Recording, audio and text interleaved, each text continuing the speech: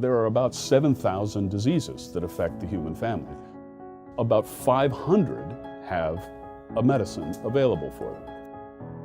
If you are one of those unfortunate people who happens to get one of those 6,500 diseases, doctors can do nothing for you.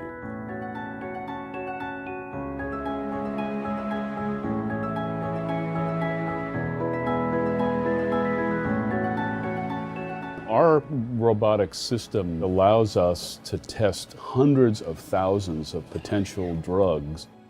It's taking biological technologies, it's taking engineering technologies. These robot arms, for instance, came out of car manufacturing factories and doing a lot of ongoing innovation with how those interact.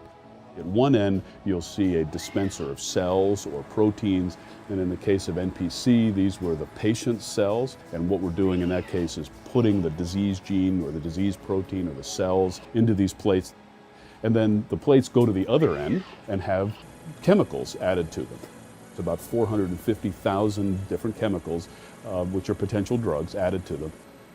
And then they move back up to the other end of the robot and get put in readers, which are essentially very sensitive cameras to find out whether those chemicals fixed the problem that was present in the cell or the protein. We do about 50 of these screens a year.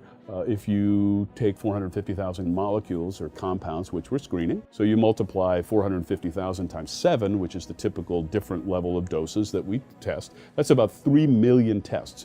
We do 3 million tests on that robot every week on a different disease. If you or I was to do this by hand, it would take us 8 hours a day, 7 days a week for 12 years to do what this robot does in a week. If we are lucky enough to find a drug that is currently approved by the US FDA, we can go very quickly with very little additional steps into human clinical trials. We have an ongoing study in a form of leukemia, so we took cells directly from the hospital, drove them up here, put them on the robot, tested every drug which has ever been approved for human use, and found one that killed the cancer cells, but not the normal cells.